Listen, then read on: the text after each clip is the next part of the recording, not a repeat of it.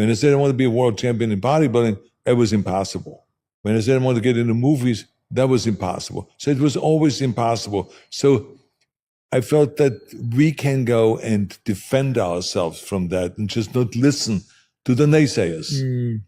But if I start having a plan B, then all of a sudden I'm becoming, in a way, a naysayer to myself. Wow, yeah, true.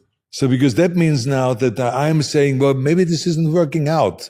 And if it's not working out, we should have a plan B.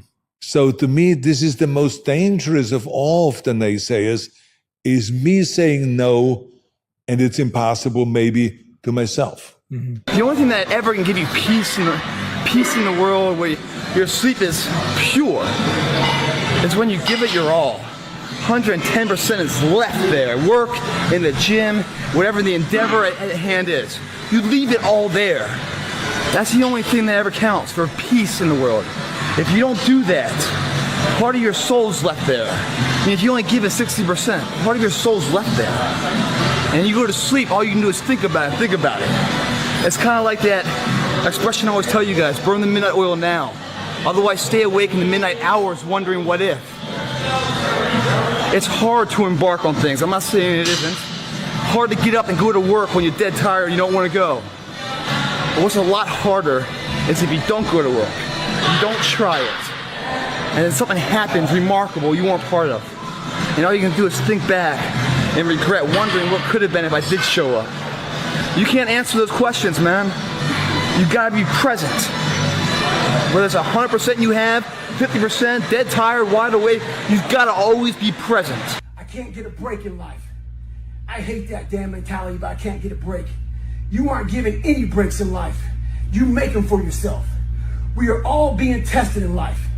While my test is different than yours, you will be tested. And how you face that test and how you overcome that test determines the rest of your life. The one mentality that you must have in life is that regardless of what's in front of you, you still must grind. I'll never be in the Olympics. I'll never be a professional athlete, but still I grind. I fail at most things I do, but still I grind. I don't want to do half the shit I do, but still I grind. And that one day, you see me down a dark alley, run at 1 o'clock in the morning, know one thing. I was grinding. Stay hard. There's a great feeling in these overcoming these difficult things, because life is never this just constant state of I'm at a 9 all day, and when I'm with my wife I hit 10, yay, and I stay like that. That's not real. And I think that there's a lot of people out there that think somehow or another you're going to get to some place where you're living in silk sheets while someone's dropping grapes into your mouth. I don't want that. I've never wanted that. That guy's not going to be happy. He's going to be bored. An hour into the grapes, you're going to get those fucking grapes away from me. What am I doing in this bed? I got to do something. I'm not stimulated. The human organism, the animal that we are, needs constant stimulation because it evolved trying to find food and escape enemies, and find shelter, escape nature, escape the elements, try to survive. And this is the great joy that you have in taking care of your children. People cap themselves. They look at somebody, and because their mind can't imagine it, they then start talking shit. He has to be doing this, or he has to be doing that. There has to be some trick. There has to be some potion. This is bullshit. No, it's because you cannot allow your mind to open up for the possibility of it can be done, which is why you being people are where they are today. Because you shackled your mind to have limits. And everybody has a limit. But find it first. You got a limit? I haven't found it yet. I don't think you have. I haven't found it yet. Before you start anything, ask yourself, what is the most valuable use of my time right now? Make a list and say, what is the most valuable use of my time right now? When you get into your car, say, what is the most valuable use of my time right now? When you leave the house or leave the office, say, what is the most valuable use of my time right now? Ask yourself that question over and over and over again. Repeat it and repeat it and repeat it until it's driven into the subconscious mind as a command.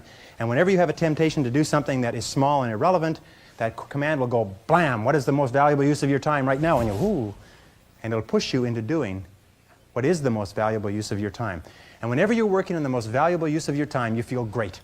You get concentrated effort is a source of energy and enthusiasm. It makes you feel wonderful when you're working on something important, and it makes you feel nothing when you're working on something irrelevant.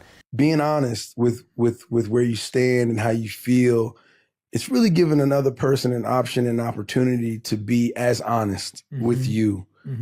And whatever your fear of that is, of that outcome, is never really as big as what you make it up to be. You know, it's really not that. So I would say maybe just being honest and living with the results. You know, and tomorrow is not promised to anyone, but time will move on. You know, you will move past it. You know, and if tomorrow never comes, at least you can know that you said what you needed to say. Yeah. You know, so I think that's one thing that I feel like earlier on, if I had that, it might have been better. If you'll start working harder on yourself than you do on your job, work hard on yourself and develop the graces, all of the stuff necessary to become more valuable to the marketplace. I'm telling you, your whole life can explode into change. Promotions, no problem. Becoming more valuable to the company, I'm telling you, no problem. Money, no problem. Economics, no problem. Future, no problem. If you just go to work on the right thing. Not get things out there to change. Don't try to change the seed. Don't change the soil.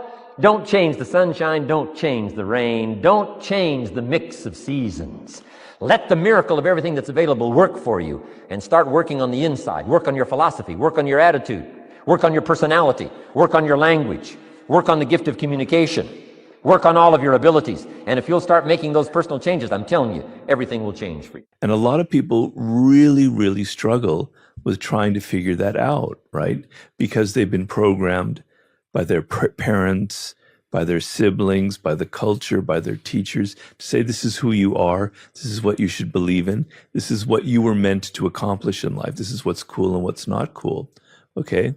And so you have to question yourself. You have to say, is this really who I am? Am I really interested in this subject? Am I really interested in this kind of person, in getting in a relationship with this kind of person? And so question yourself on that level.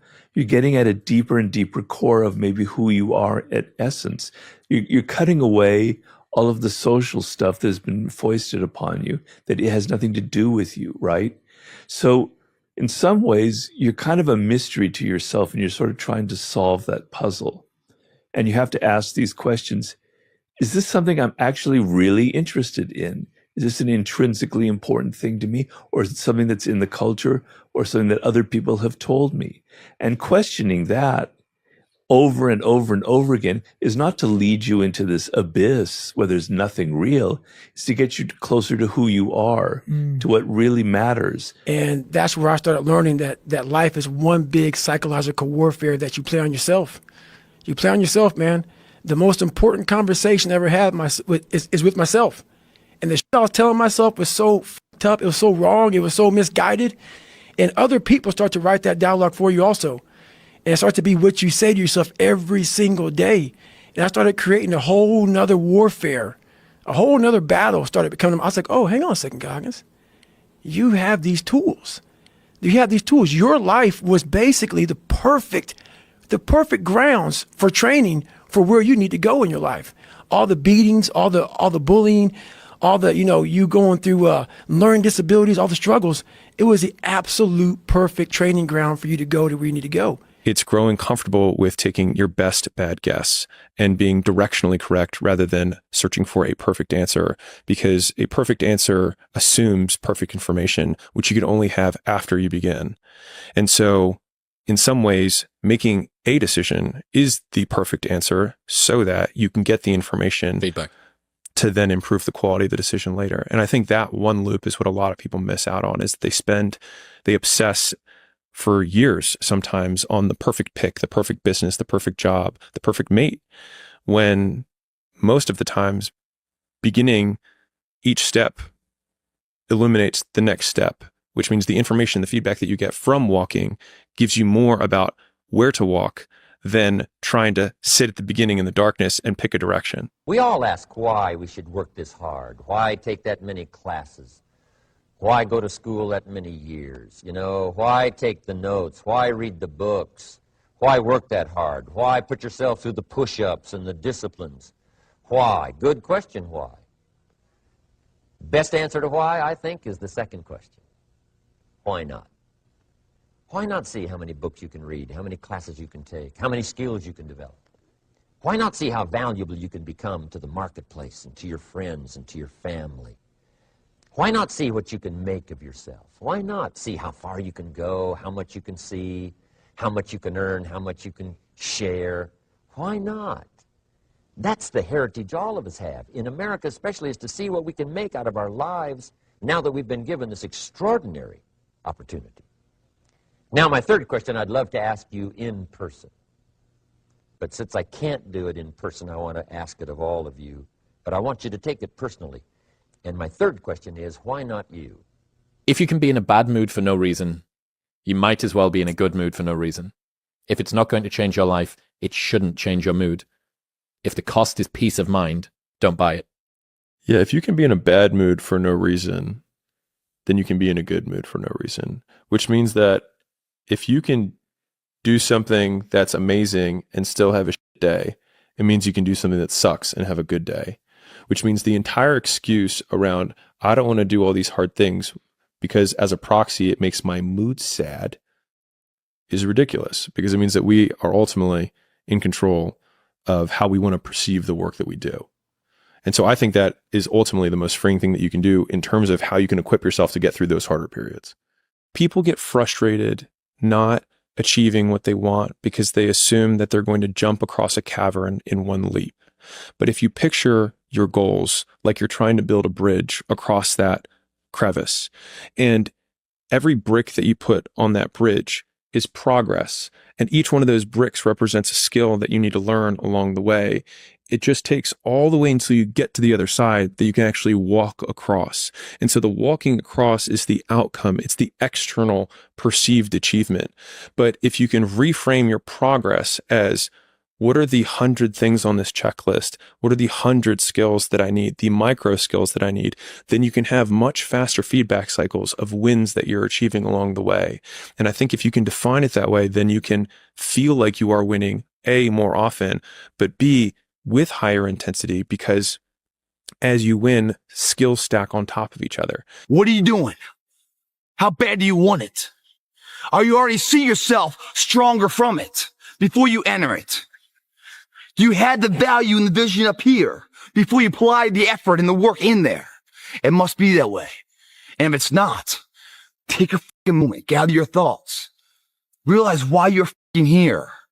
Realize that you're going to pay the payments today on your terms, not later in the day when someone else is paying them on your ass.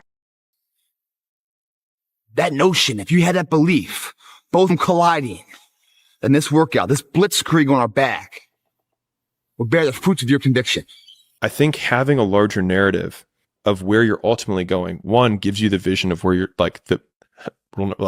knows where he's going, but it allows the dragons that you have to slay along the way, the hard things that you have to overcome, to feed into the larger narrative of the story that you'll someday tell. And so no one ever tells stories about the hero who made it all happen immediately and had no hardships. No one cares, right? Okay, you were born to a billionaire. Is there a story there? Not really. But everyone loves the story because we can see ourselves in the character and how much we hope to be like them. And it's the being like them, not the having what they have, that we usually like. And so reframing ourselves as the hero of that narrative in my harder times was what really got me through that, and thinking, I will tell this story someday. Aim high and take on a large burden of responsibility. It matures you and it improves the meaning of your life. It deepens the quality of the meaning of your life, but it also improves things around you, because it turns out that if you take responsibility and you aim to improve your own life and the life of others, and you work diligently at that, that not only does that improve your life in terms of positive emotion and control of anxiety and direction and all of those things that are absolutely vital, but that you actually do make things better around you. And so that's a justification for your existence. And you need that when times are hard. and you're doubtful about the utility of your own existence. And so people understand that, and it's an old idea, and it's a very true idea. Everybody has to give their advice. Now, could you overly take people's advice and ruin your own story? Yes, you can. You listen to people's advice, you take their notes, and then in the end, you do what you want. Because Blake Edwards, the great director, told me once, he said, Chaz, it's better to die and fail with your own guns by your side than somebody else's guns. And he was right. Because if you fail doing it your way, you could always say, hey, I wanted it this way. I thought it was right. But if you fail doing somebody else's way, you could say, wow, maybe my way would have been right. So it's better, if you're going to fail, fail with your own way. Your own guns at your side. And if you're going to fail, fail doing something you love. Not something you hate. You know? I can impact my outcomes. I can learn a thing, apply a thing, and then I change as a byproduct of doing that. As soon as you take those steps, you realize almost all of the people around you who have parts of their life that they're not happy about are kind of making a choice for it to be that way. Now, it may be an uninformed or an ignorant choice because they haven't taken said pill. And then you go, oh, that means that all of the things I don't like about me and I don't like about my life are my responsibility because I can change it. But given that you've got generalized cynicism everywhere, as opposed to thinking, I'm despondent, this sucks, I wish that the world was more hopeful, you can still think that and also go, that means that my competition has never been weaker, more vulnerable, more fragile. The ability to set myself out from the pack has never been easier. I think people struggle a lot with the concept that something can be both painful and empowering. It's this hurts, therefore it's bad. When taking full accountability of your life with all of the deficiencies that you have may be the most painful thing that you do when you look at yourself in the mirror and say, this is my fault. But in saying, this is my fault, those are also the first two steps of progress, because it's my fault, not anyone else's, which means it's my responsibility and my action that can change that. And I think that marrying short-term pain with long-term progress is one of the first connections that most people who are on that path have to make.